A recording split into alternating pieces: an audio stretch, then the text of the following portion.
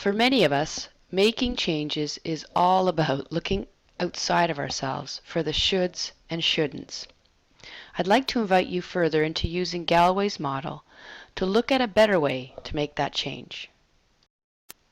When I think about change, I think of all the things I've heard that people saying with regards to New Year's resolutions. Eating better, getting more sleep, exercising more, being more organized. How's it going so far? Let's say we were working with someone who really needed to get more sleep. The first question we might ask them, knowing that we want to increase their awareness, is what do you know about yourself in this situation and what's really clear to you? The person may say, well, I'm really busy. I've got lots of things to get done and I really don't have time for more sleep. I know I should be getting more sleep because it's good for me, and very often I feel myself getting so cranky because I'm just too tired. Okay, so based on that awareness, like you're really busy, you don't have much time, you're feeling cranky sometimes, what choices do you have in terms of helping you get more sleep?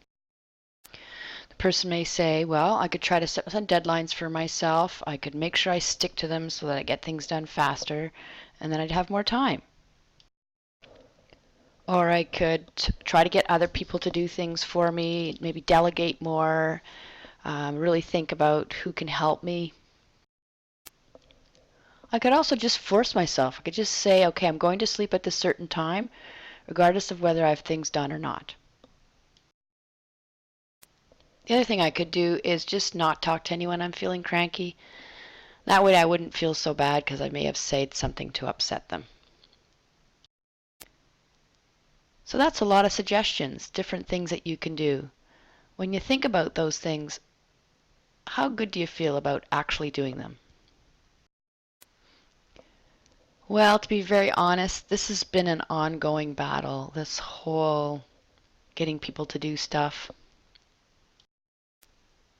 If people would not be so demanding of my time, I might have a better chance, but it just seems they always want me to do everything for them and they don't want to do anything for themselves. I might just have to learn to live with not getting more sleep. Maybe it's really not that important. Like I know a lot of people don't get much sleep, so maybe that's going to work for me too. So what's your thinking at the end of that? Do you think this person is going to start to get more sleep, or do we have someone who's going to continue to be sleep deprived?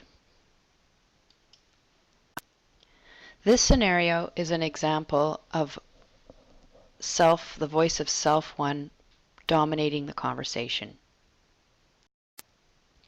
The awareness was about being really busy, not having enough time, and feeling cranky. That led to solutions of delegating, creating a schedule, forcing the person to sleep, and then hiding when they were cranky.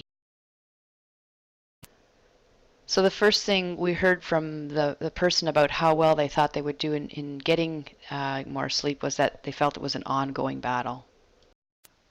And then the thinking went to that if people outside of them would only change, that things would be much better for them. So once again, it's nothing that they could do, it's something that someone else could do. And then the last comment about maybe not even needing that much sleep and that it's maybe not even that important is a sign of backtracking and self-doubt.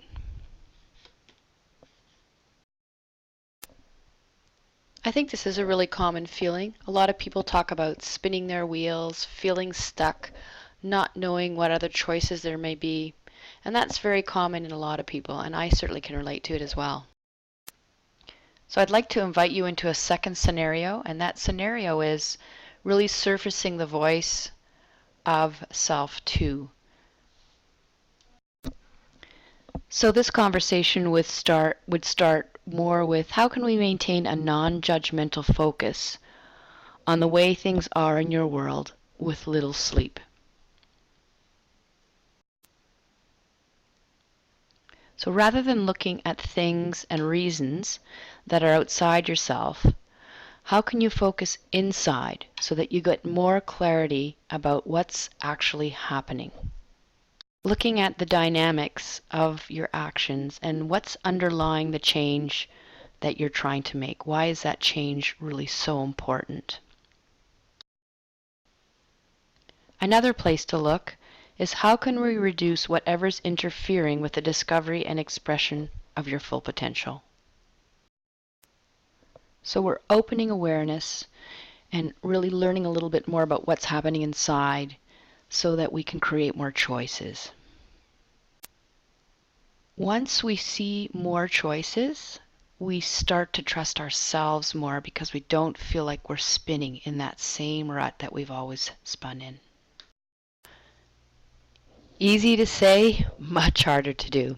So I'd like to invite you into my next video where I'll give you the highlights of one of our coaching sessions. Or if you're really eager to get started on your own personalized coaching, check in with us through Mobility for Change.